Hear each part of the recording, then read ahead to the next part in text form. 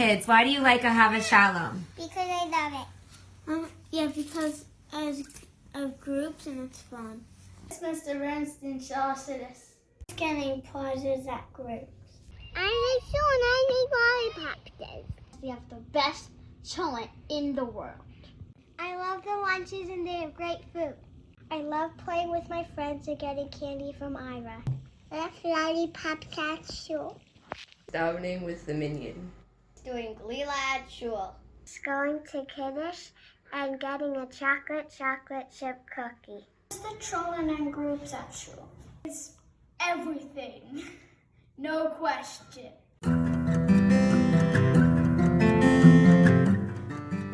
Congratulations, Grandma and Grandpa.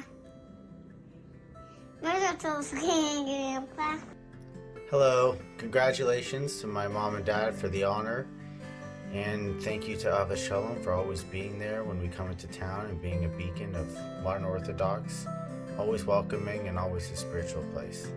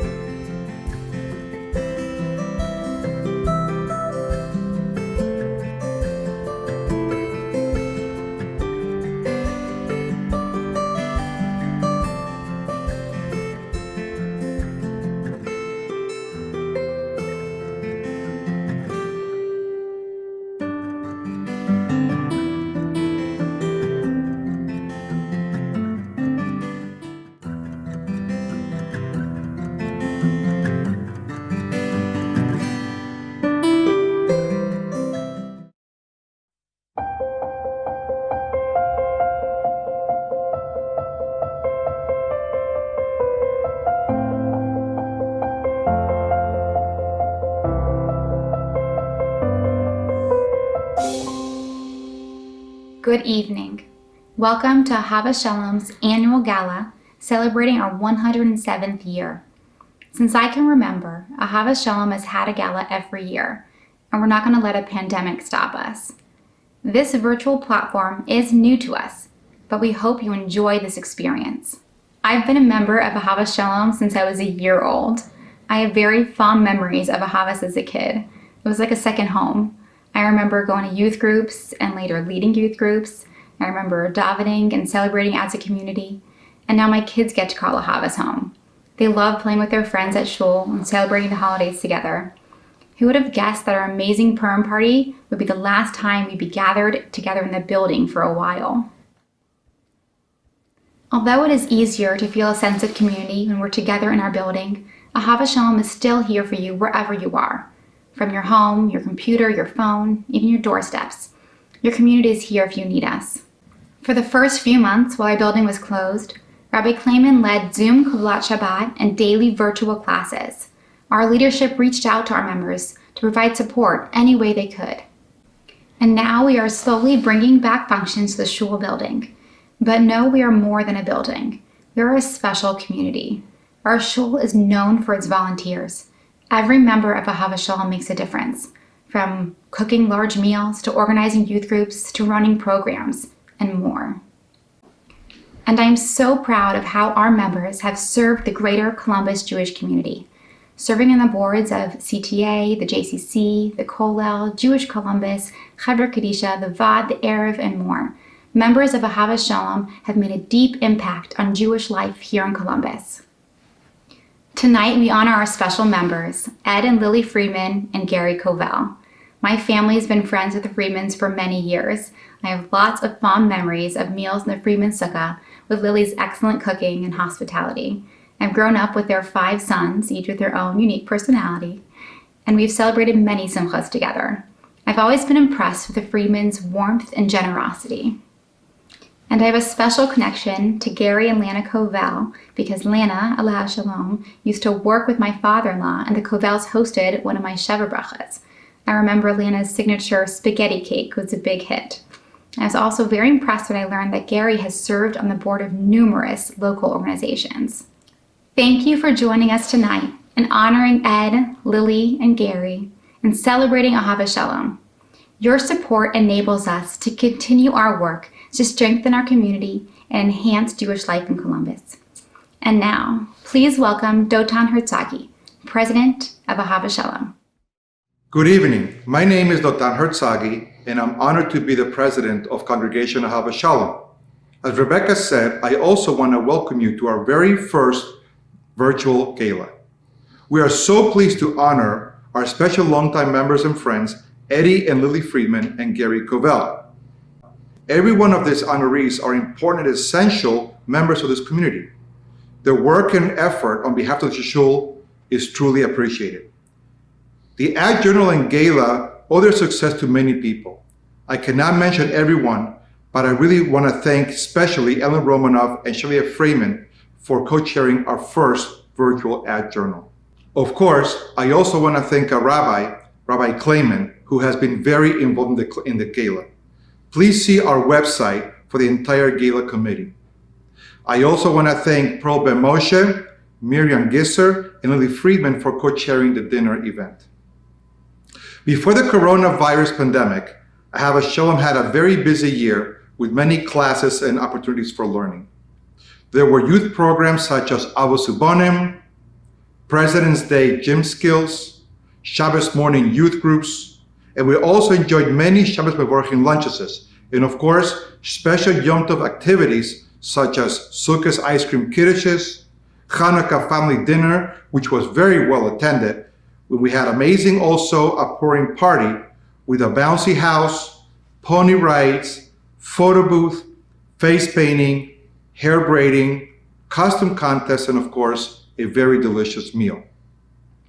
With the coronavirus, everything of course changed.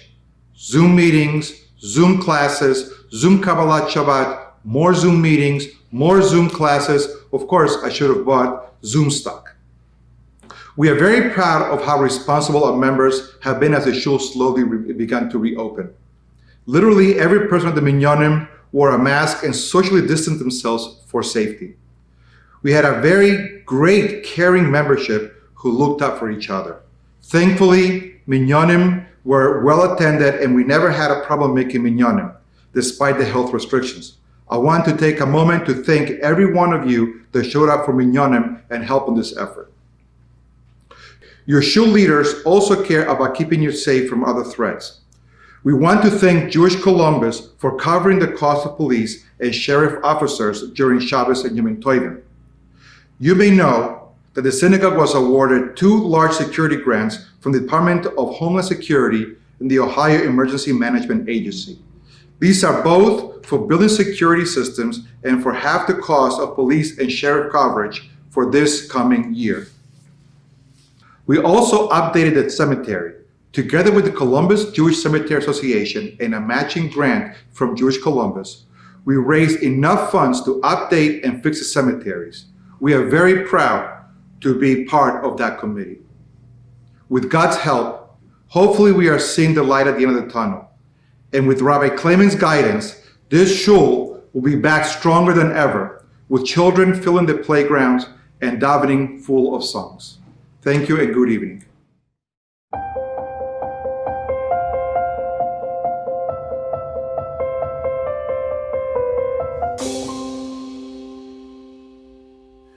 When I heard that Ahavas Sholom was honoring Gary, I was so thrilled because they could have not picked a better individual who is caring, more than deserving, a hard worker, not afraid to get his hands dirty to help make the shul and the Jewish community better. Mazel tov to Gary.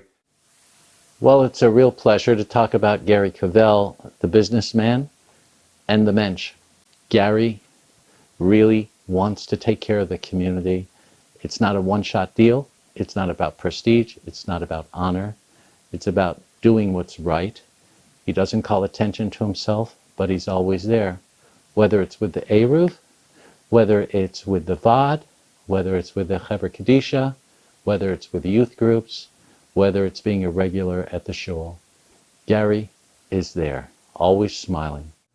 My earliest recollections of Gary are when he was an advisor for an AZA youth group, and at that time I was a member of another AZA youth group, but he was always upbeat, always positive, always cared about the individuals within the group to help make a better community. And he's a good counselor, he's a great professional, he's very thorough, and he cares about his clients. It's the same way in the general community. Gary cares greatly about people. Gary cares greatly about the shuls. Gary's a fun guy to be on a committee with, has a great personality, and is a hard worker. I got a call one day from a stranger, needed a place to stay. Had to be Shomer Shabbos, had to be welcoming, and then he made it very hard, had to have good food. Gary Covel, Gary and Lana, it's a perfect deal, meets all the criteria. They were wonderful. They reached out to this person, they helped him through the crisis, and the guy was well fed to boot. I urge you to take a few minutes and read the bio of Gary in the ad book, because you can see everything he's been involved in for many, many years. And again, he's done it very quietly, very humbly. I also want to talk a little about the Chaver Kadisha. People who serve in this capacity don't get any thanks from the departed. They do it for other reasons. They do it because it's the right thing to do.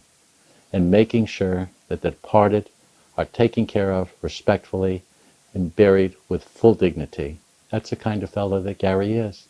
I have the greatest respect for him. We're so lucky to have a fellow like Gary Covel, and it's my honor to be able to say, on behalf of the community, but on behalf of everybody that you've helped, thank you so very much. Finally, I want to thank everybody involved in this virtual gala for Ahavas Sholom. From Rabbi Klayman to everybody that has worked, I think it's great. I'm honored again to speak in recognizing Gary Covel, and I wish Ahavas Sholom continued success for many, many years. The community has come out in force. No food, no flowers, no people. It's a virtual simcha. So happy to be part of it. Congratulations to Ahavas Sholom, and congratulations to our honorees. Wish you all the very best of luck. We proudly present Gary Covel with the Leiv Tov Award. Mazel Tov upon receiving this very well-deserved honor. Mazel Tov. Thank you, Rabbi, distinguished guests, fellow honorees, family, friends. I am honored to receive the Leiv Tov Award from Ahavas Sholom. It has been a privilege to be a part of this congregation.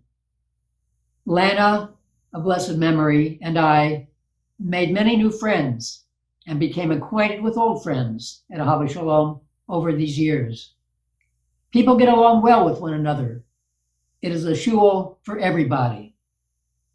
It is important to support Ahavas Sholom, as there are many people who are looking for this type of shul, this type of observance, this type of learning. Rabbi Klayman and Shira bring to Columbus an element of scholarship, love and caring that we all need in this community. I love them. I hope as you come to our various classes and events, you too will embrace them with wholeheartedness. I must say that when it comes to Chesed, there is no finer congregation of people than at Ahavas Sholom. The outreach, the pouring of love and kindness they have shown me, not just after my stroke, but after Lana, my wife, died, was immeasurable and unforgettable, and will stay with me until the day I die. I want to thank Rabbi Klayman, the Ahavas Sholom membership, the committee, and all the talented people who put this program together. Obviously, this is an unusual program, not quite the same as being present, shaking hands, looking at people's faces directly, but a lot of innovation was created to make this gala happen. I appreciate the honor bestowed upon me. I'm grateful and humbled, and I will cherish it. I wish my dear wife, Lana, was here to share this honor with me. Surely she is looking from above with her big smile that could light up a room. For sure, she too had a Lev Tov, the biggest.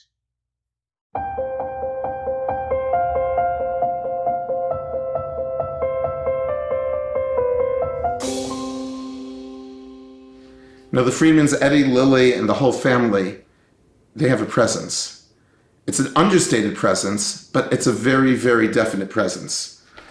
They're modest, under the radar people without pretense, without any airs. They are with it in a very dignified way. I'm Frank Cass.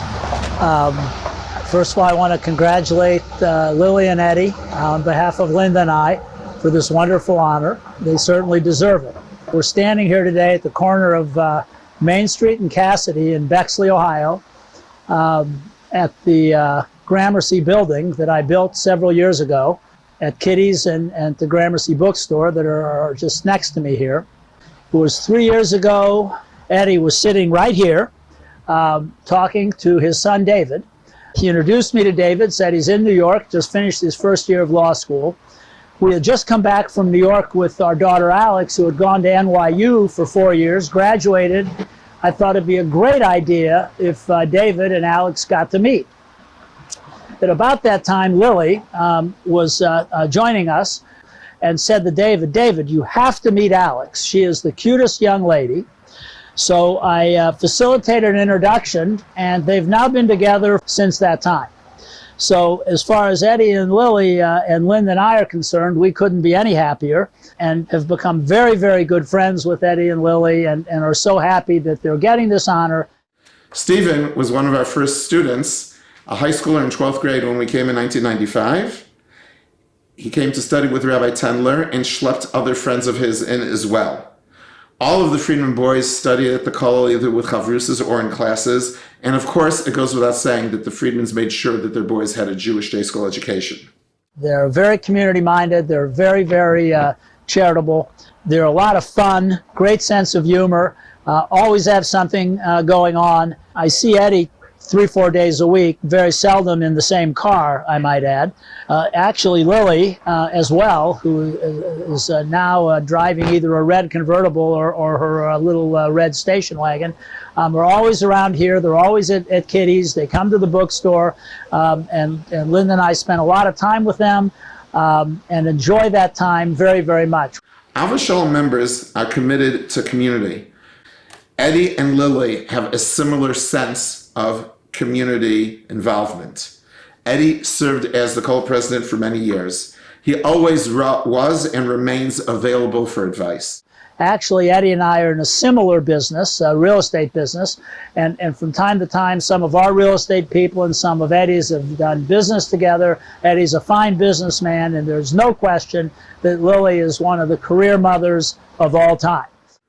Lily attends Covel classes, has been active in the past in Women's Conference. Actually, there was one year when we were looking for a follow-up to the Women's Conference, and she stepped forward to give a masterful presentation of cooking for Pesach at Wolf Park, which was very well received and very well attended.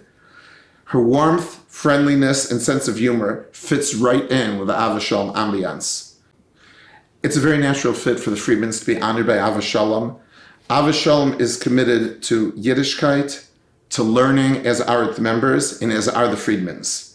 Eddie has always had a Gemara Chavrusa in the Kollel since we first came. Right now, I have that privilege of studying with him. He's incisive, he's to the point, he grasps the legal principles, and he challenges me whenever there's a lack of clarity. So good luck to both of them, and thank you for asking me to do this. We proudly present Eddie and Lily Friedman with the Amud HaChesed Award. Mazel Tov on this well-deserving honor. Thank you very much for this honor to the rabbi and to the congregants. And as I said before, we are so excited. And it is very appropriate that we are getting this honor along with Gary Covel, because 20 years ago, I was in Starbucks about an hour before Shabbos, and I saw Lana Covel there in Starbucks. I'd never spoken to her before. And I just said to this woman I didn't even know, wow, it's close to Shabbos and you're here. It was an hour before Shabbos, but she was there getting her Starbucks. And she said, you know, I just came out of culinary school. I'm exhausted. I need a coffee to give me a lift so I can go home and prepare for Shabbos. And when Lana said culinary school, it was like, boing, that's what I want. That's what I have to do. And Lana inspired me and helped me get through culinary school, and it added so much to my life. And it gave me another dimension, and that was through Lana. So in Lana's memory, I thank her very, very much for being an inspiration to me in that way. And as I said, it's just very big honor to be on the same platform with Gary. I also want to thank Ahavas Sholom, Rabbi Klayman, the Board of Directors, the congregants for bestowing this honor on us. We have been members of Ahavas Sholom for in excess of 20 years. It's been our spiritual home, our spiritual foundation, and we're just very, very grateful to have this honor. You know, it's a crazy year. The world is in chaos. Things are just not normal anymore. It's nice to have a place that you can go to where you can regain some of your spirituality, even though it's difficult right now to to have a minyan. But nevertheless, I mean, COVID-19 has stressed relationships, it's stressed livelihoods, it's stressed business, it's stressed health, it's you know, fragmented the social fabric. Nevertheless, you know, Dickens said it was the best of times, it was the worst of times. I think in some ways it's the worst of times. 2020 has never been something we've experienced. But it's also the best of times because, well, for one thing, we're getting this honor. So, on the other hand, you know, we learned that we appreciate the little things in life. We appreciate family, the friends we have, the spiritual foundation we have as an Ahavas Sholom, and we appreciate the importance of being optimistic. So I just want to say again, thank you very much. We obviously will never forget this honor. And we obviously will never forget the year we got it. Thank you. And Eddie and I, we have a new slogan. And it is Ahavas Sholom, the real deal.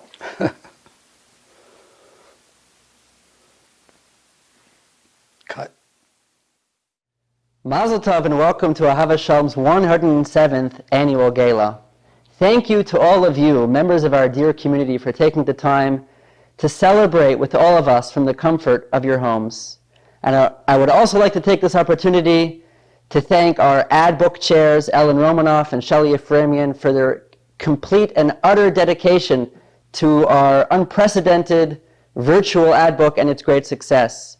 And also to all members of the board, and Dotan Herzagi, our president, and Dr. Phil Wienerman, chairman of the board. Thank you, and thank you all. We find ourselves in a particularly disorienting time for the past number of months. For many, the world around, we feel like fish out of water. But thank God, we are members of a strong Jewish community, members of Congregation Ahavas Sholom, and to the best extent possible, our shul has been an anchor of support, of chesed, of tefillah, and of Torah learning. In this week's Torah portion, Parshas Re'eh, we learn about the laws of kosher fish. The two signs that signify a kosher fish are that of fins and scales. The Mishnah teaches something interesting.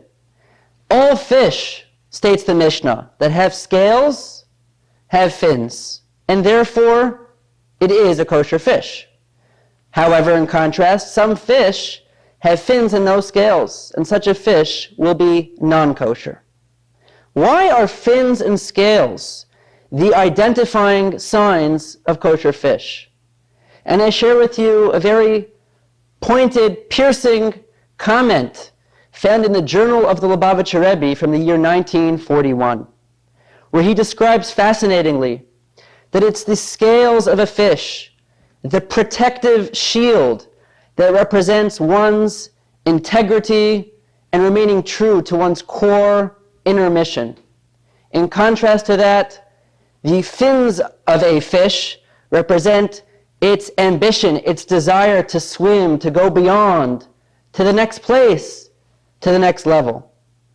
And I believe that just during this unprecedented time, the Torah is teaching us an important message. We must learn to live a principled life, committed to one another's well-being, making sure that everybody has what they need, being mindful of the present, of the here and now, to the point that it's more important to do right than it is important to do well. But if we are to focus at a time like this on fins of big picture vision for the future, with negating the here and now, the needs of our fellow members of our community, that's ultimately a non-kosher approach. When we protect ourselves and we are morally healthy and focused on the needs of everyone, spiritually and physically alike, then ultimately Hashem will bless us with the opportunity to grow strong fins with great ambitions that can bring us into the future. And Hashem should indeed bless us, that we should be able to swim in these uncharted waters like fish, strong, spiritually healthy, protected, and with a great sense of ambition. And ultimately Hashem should renew our days like old. Chadesh Yameinu Kekedem. We should speedily see the day where our beautiful shul will be filled with children and laughter and kiddushim and simchas and beautiful tefillah and Torah learning, speedily in our days. Mazel tov to our honorees, Eddie and Lily Friedman, upon receiving their well-deserved honor of the Amur HaChesed. It goes without saying that Eddie and Lily are behind any and every chesed initiative in our community. And Mazel tov as well to Gary and his dear late wife Lana upon their acceptance of the Lev Tov Award. It's also well known that for every single member of the community, Gary has a place for them in his huge heart and his wide smile. May they merit many, many more years of good health with us, our entire community.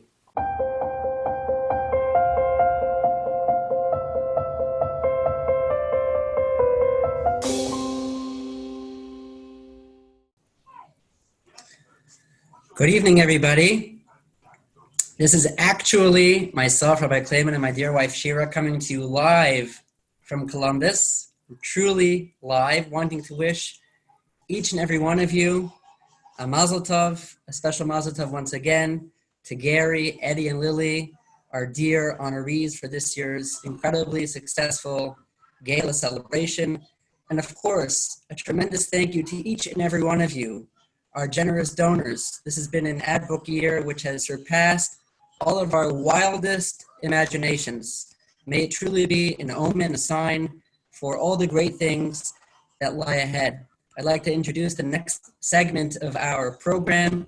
Before I do so, I'd like to wish a special mazel tov to this evening's comedian, Ali Leibowitz, whose wife just gave birth to a, thank God, healthy baby girl just a few days ago. So we're greatly appreciative for him making it this evening to raise our spirits and bring us together as a community. So thank you all once again. I hope you, for those of you who partake, we want to thank Fanny as well for doing a tremendous job preparing delicious dinner And Emir Hashem, next year in Ahavas Sholom, or better yet, in Yerushalayim. Mazel tov.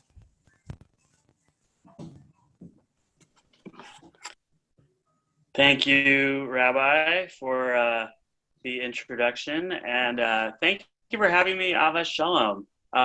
This is Zoom shows are weird. We're just gonna call it out. Zoom shows are weird, especially when I had a baby 5 days ago. So I'm only operating at like 60% anyway, but we're gonna make it work. Zoom shows are hard because, as a comedian, because there's no real feedback. You kind of just stare blankly. There's no real sound coming from anyone, and you only get feedback if somebody gets mad at you and they email you afterwards that they were upset. And the rabbi said to me, "Now you know how we feel." So I have no idea if anyone's unmuted. If they are, great. If not, we're just gonna keep. Oh, okay. Thank you. I can hear you. Oh, okay. That was just a pity laugh. Okay. No, but Zoom. This is a weird time. I'm not gonna say the word unprecedented time because everyone said the word unprecedented. But Zoom shows are very, very uncomfortable, very strange to do. I give a lot of credit to all teachers that had to all of a sudden take everything they did in the classroom and just turn it to Zoom. I have no idea how you could do that, especially I give credit to them because I know the teachers I had growing up would not have been able to figure out Zoom because they couldn't even figure out the video card with the TV on it. It was just, it was going to be it was going to be a 45-minute video. It was going to take them 45 minutes just to, 2 hours just to learn how to use it. And if you don't know what I'm talking about, then you're too young. But anyways, it's doing comedy in general. That was a nice introduction, Rabbi. Thank you, and thank you for the mazel tov. A lot of times I perform at Jewish events, and it's tricky because one time I performed at a Jewish event, and the rabbi introduced me and said, before he introduced me, he actually said, it was right after the Iran deal passed, so everyone was really on edge, kind of like right now. And the rabbi finishes his speech by saying, "I am so scared for the state of the world. I am so terrified for the Jewish people. I know that Mashiach's coming.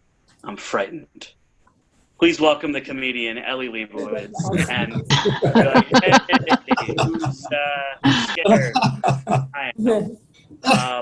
Also, when you tell people you're a comedian, there is inherent pressure to be funny right away. People are just like, "Oh, you're a comedian? Prove it." That doesn't happen with other jobs. Nobody's ever like, "Oh, you're a Moel? Prove it." And Dotan's like, that happens all the time, by the way. The Amish community is really big on proving it.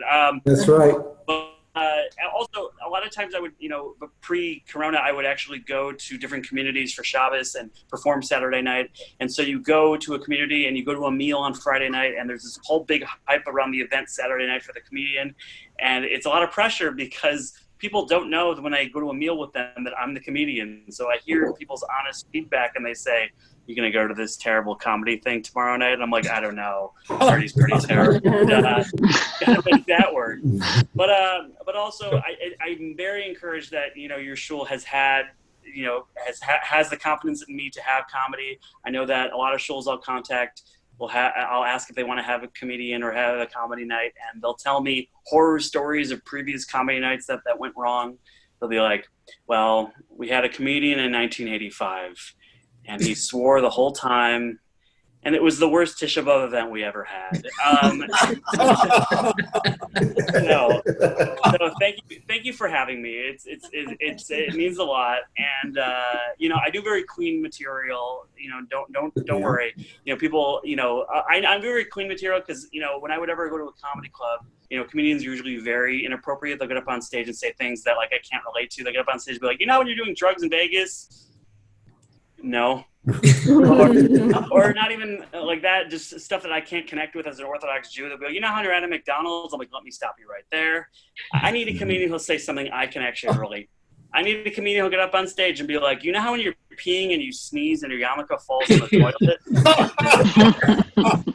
Yes, I do. And I'm telling you, that joke is lacking the live audience experience because if this was the person, all the women would turn to the men and go, "Does that really happen to you?" And I'm sure it does around your Zooms, and all the men have to lie and say, "No, it does not." But but also, I am very proud of my Judaism. I live in New York City, which is, pretty accepting place, but you still get weird comments. I was walking the street and somebody said to me once, "Keep it moving, yarmulke," which I guess is the most neutral anti-Semitic comment. Like, what do? You too, crucifix. I don't really have a response for this. Another guy asked me once when the bus was coming, and I was like, I don't know. He's like, I get it. You're Jewish, so you think you're better than me. And I was like, yeah, but not for that reason, okay? And I was actually, a few months ago, I was driving with my friend, and he gave me a ride, and he was in a lane, and he cut off about 20 cars.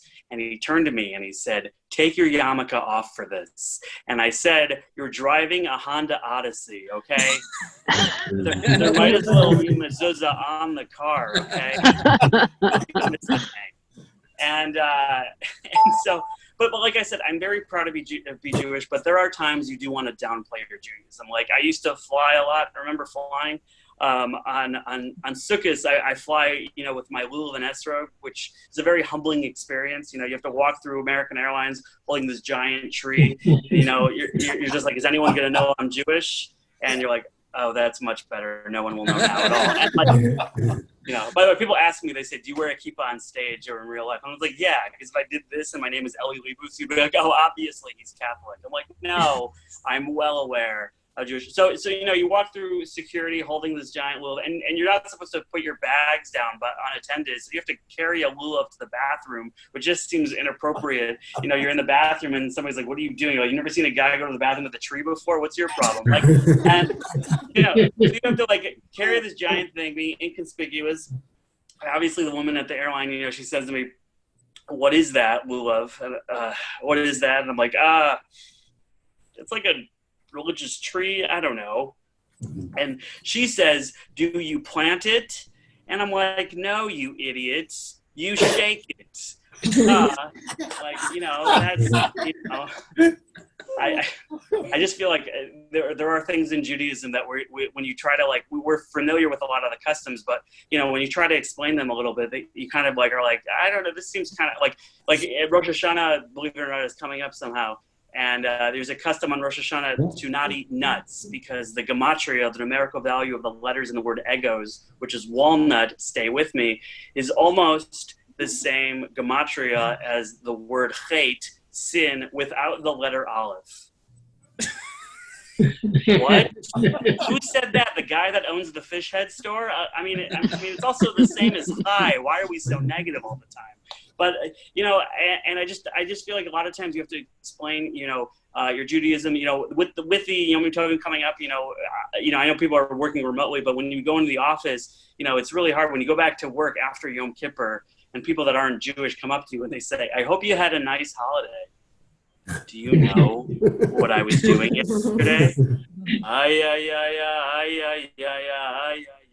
I'm cold, I'm hungry, I'm a bad person. All together now. You have the Sham News, which is the alphabetical list of things we've done wrong. That's how Jews do things alphabetically. As a comedian, by the way, the one that scares me the most is called Latznu, because that means we have made a mockery of serious things. I mean, that's kind of why I was invited tonight. Everyone else is just like a Shamnu Bagada. I'm the only one who's just like, Latznu. This is going to be a while. Latznu. I made fun of the egos thing, Latznu. And I was reading the back of the Arthur Monster because I wanted to feel extra guilty. There's whole paragraphs for each one, and for Shamnu Bagada, the one for Latznu literally says, "You have made a mockery of serious things. People have taken have been entertained by your witticisms to no end. People have found your jokes hilarious, even on Facebook." And I was thinking to myself, you know what? I should post this on my website. This is pretty good, honestly. And Latznu. But I know, just a little bit about, the honorees. I know that Lily and Lana Ahavas Sholom were at the same cooking school. They were the only, religious Jews at a non-kosher cooking school, and that's got to be challenging. They'll be like, "Oh, what did you make? Did you really make cholent again?" They're like, no, it's different though. They're like, "Why wouldn't you put any flavors in it?" It's like, no, it's not like that. But I feel like, when you have to explain things to people that aren't Jewish, it's so challenging. Like, again, after the Chagim, you have Rosh Hashanah, Yom Kippur are so easy to understand. or at least people know those. After that time, after Yom Kippur, it gets a little tenuous trying to be like, Sukkot, you're like, hey, I'm going to need 2 days off next week. That's fine. It'll just make up to the time the week after. I'm going to need another 2 days next that week, also the week after. That's fine. What's that holiday called, though? Happiness of the Torah? That just sounds made up. But don't worry. There's no holidays for like 6 months, but I will need to leave by 3 on Fridays. So, that's I know that Gary, it was such a nice video. Gary Covel, apparently, I was told that he really like literally called people up and said, hey, why aren't you putting an ad in the journal? Come on, I'm being honored that up front. Oh, yeah. Which I gotta say is really gutsy, and I give you a lot of credit for that. But that's why every ad in the journal says, because Gary guilted me into doing this. I take full credit. I'm sorry? I take full credit. Great. Listen, that's great. It's you help raise a lot of money. But I also want to give a shout out to Ellen and Shelly for co-chairing the ad journal. I know Ellen said this is the last year that I'm doing it, which she said for the last 30 years. No, but apparently it's been 5. And also, I have to say that, the rabbi mentioned that I did have a baby girl last week. Thank God that everything is great. Wes, thank you very much. Thank you. We have a 2.5-year-old son, and he was born a few days late because my wife's part Chabad. And she was due on a Thursday with my son, and then somebody called me that night and asked if I wanted to do a comedy show 2 nights later, Saturday night. And I said I could do the show. I just want to let you know my wife is due with a baby at any moment, and if she goes into labor, I'll have to find a backup. And I'll just tell him what hospital to go to. So, but thank God, no. But thank God, and so my daughter it's a weird sentence to say. My daughter was due on the 27th. She was born 8 days later because I guess she realized it was 2020, and she's like, why am I going into this world right now? I'm just gonna she was born on Tu B'Av, and she was like, why is everyone acting like it's still Tisha B'Av? This is weird. But it's been a really weird time. But thank God, my parenting during this whole experience has been really challenging. Parenting in general is hard, but I think if 4 or 5 months ago, all of us were like, I just want to spend more time with my family. God's like, are you sure? It's been a lot of time, honestly. With young kids, just like, I just want to limit my child's screen time. They're like, okay, good luck with that, buddy. All right. It's so challenging. But thank God, we're new parents always want to worry about how much sleep you're getting. You put your kid in the crib, hope they stay asleep. You're so sleep deprived, you crawl back in your own bed, you pick up your pillow, you hold it in your arms, and you whisper to it softly. I didn't know it was possible to love anything this much. And if you don't like these jokes, I can't tell, honestly. So it's fine as long as the 5 people that I have unmuted are good. But honestly, when my son was born, we were in the hospital for 2 days. Thank God, I came home, checked my mailbox, and there was already a bill for yeshiva tuition. It was incredible how quickly. And my son was born with a lot of hair. I was pretty jealous. He was born with a lot of hair. Then he started losing his hair, and then he had his bris. And then my mother-in-law started talking about how he was getting a double chin. So I turned to my son and I said, "You're balding, you're circumcised, and relatives are talking about your weight. Welcome to the Jewish people." You remember? And when my son was about a year old, I flew with him without my wife, just me and my son when he was a baby. And that was really interesting because I realized there's such a difference between the treatment that a man flying with a baby gets versus a woman flying with a baby. A woman flying with a baby, people are just like, can you just shut that baby up, please? And a man flying with a baby, people are like, oh my God, you're a hero. God bless you, sir. We thank you for your service. They made an announcement. We want to have free boarding for elderly veterans and men who are clearly inept without their wives. And I was right in that category. But like I said, so this whole Zoom experience has been, this whole COVID, Corona situation has been crazy. Like it's just changed the way we do everything. Like, you know, beforehand, if I ordered food because I was so lazy, it was just I was so lazy. But now, if I order food and I support a local restaurant, I'm a hero. Okay, like it's you know, and the idea that, like, you know, of everybody wearing masks. You know, the guidelines changed at the beginning. They told only essential workers wear masks, and then, you know, then they said one day suddenly everybody should wear masks, and I just don't know how they can change those guidelines like on a dime. It's kind of like my, you know, very religious school told me don't talk to girls, and then one day when I graduated high school, they're like, why aren't you married yet? Like, I don't really be real. No, but also, you know, so I was doing a bunch of these shows for different shuls and schools. I did one for a staff at a school, and during one of the shows, one of the teachers was making PPE masks during the show, actually. And I got to tell you, in my life, I have never felt less essential in all my life. Like, you know, if there's a hierarchy of medical staff, emergency workers, and then comedians talking about davening jokes, like it is really in that hierarchy. Also, Gabbais, I think, have a tough time. I know that shuls have opened up a little bit, but like, I think, you know, the shul I went to, you know, to name my daughter, the rabbi did everything in terms of laned the entire parsha, did Hagba, Glila, got all the aliyahs, and I thought Gaba, like, you know, you can't tell, but I'm a pretty short guy, so like some people have more of a Hagba build, I have more of a Glila build, you know, maybe Anami's Miros build.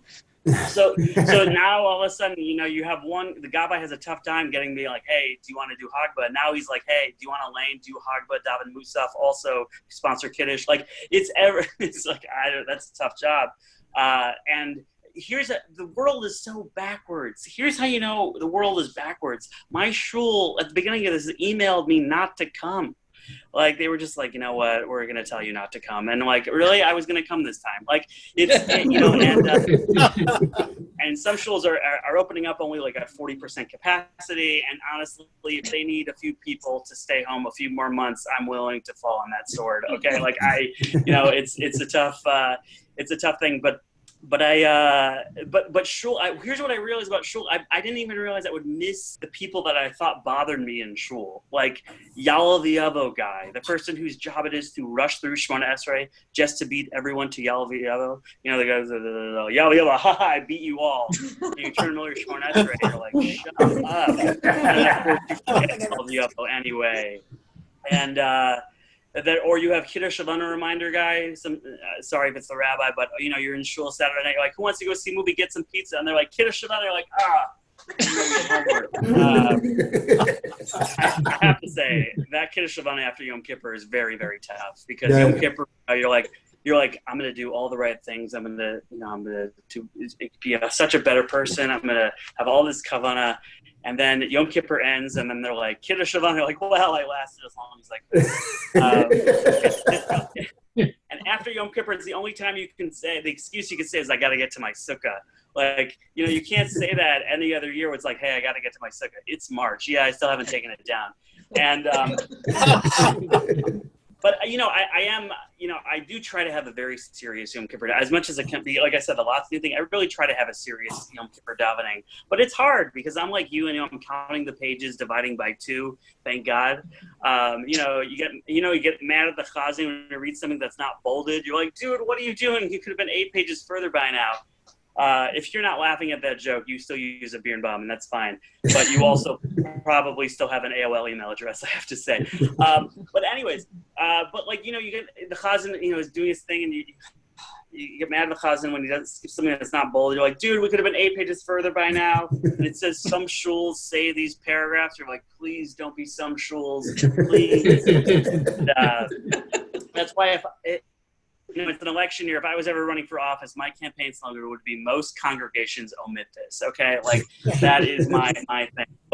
But also, like, you know, it's crazy how many months it's been. This whole thing has lasted. That, you know, we missed so many Rosh Chodeshes and Shabbos Mevarchim. You know, Shabbos Mevarchim, that Shabbos when you announce when Rosh Chodesh will be. I love that moment, because they announce when Rosh Chodesh will be, kind of. They don't announce Rosh Chodesh. They announce the Molad. and nobody knows what that is. So there's just a great moment when the Gabbai gets up there and he's like, the Molad will be Tuesday, 6:30 and 8 chalakim after 7, Yerushalayim time. And everyone else just like, okay, when's Rosh Chodesh? And when am I not saying Tachnun? Okay, Tachnun is the most hated thing in Judaism. You could take Haman's name out of the Megillah, put the word Tachnun in, people would boo twice as hard. Okay, like, yeah, no, it's really.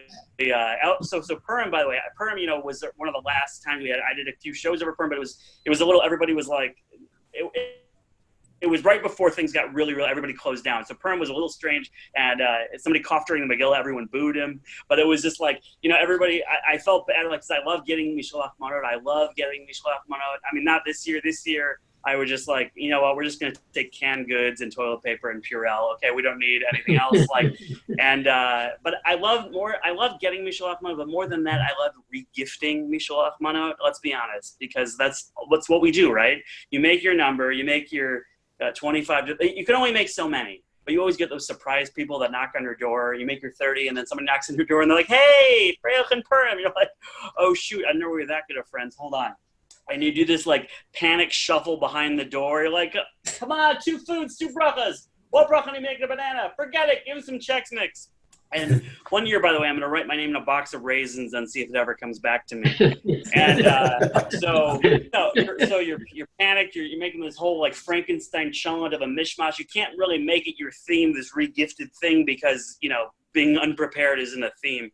And so you open the door and you're like, happy Purim, Freilach and Purim, and they're like, wait, I just gave you these raisins. And so that. But honestly, also Shavuot was tough missing Shavuot because, Shavuot, a lot of people stay up all night on Shavuot. This year, I mean, they try to stay up all night with the ambition that they're going to learn the entire Torah. I give them so much credit for this false ambition. They're going to be like, we're going to learn the entire Torah, and then they're like, Bereshis bara. It's like when you go on a plane, what do you do? Remember planes? You go on a plane, what do? You bring 3 books with you. Why? Because suddenly you're going to love reading, okay? Despite the fact that I have an hour subway ride every day, but I still don't, read any books. But you're like, you bring 3 books with you. You're like, I'm going to write a novel while I'm up here. And, and then 5 minutes in, they're like, hey, Pitch Perfect 3 is on. I'm going to watch that. And so that's my Shavuos. But honestly, shul boredom is really what I miss. Shul boredom. Here's how you know shul boredom is very real. Because if there's a piece of paper in front of you in shul, you will read it. Doesn't matter what it is. Newsletters, announcements, svarim. The English teacher should put Moby Dick and War and Peace in front of people at shul and say, hey, people have like, it's like when you go to the bathroom without your phone, so you start reading the Febreze in the soft soap bottle, and you're like, hey, soft soap had a pretty good year. Also, apparently there's a finish next week.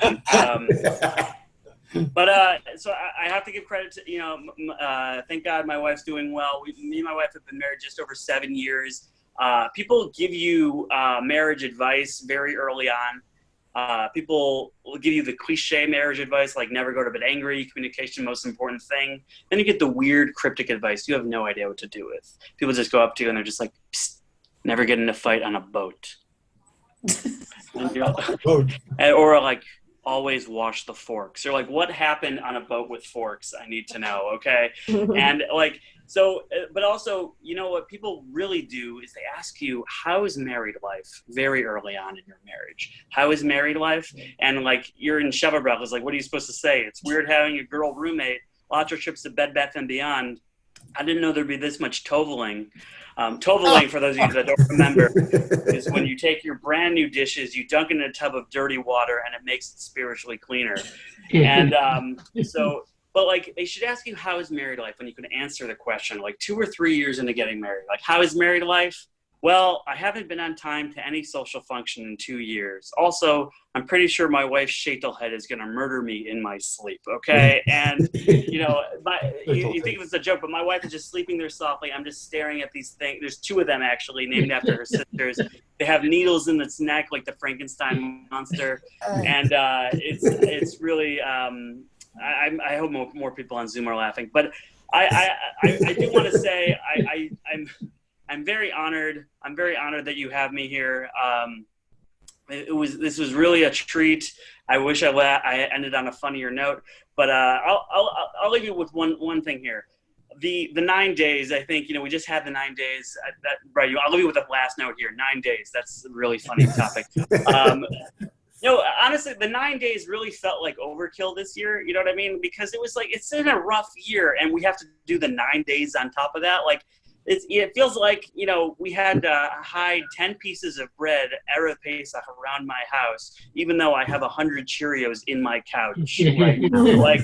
And the 9 days, people love, you're not supposed to eat meat during the 9 days, except when somebody makes a siyum or it's Shabbos. So everyone always makes a siyum every day of the 9 days, because some people hate dairy so much they're even willing to learn Torah.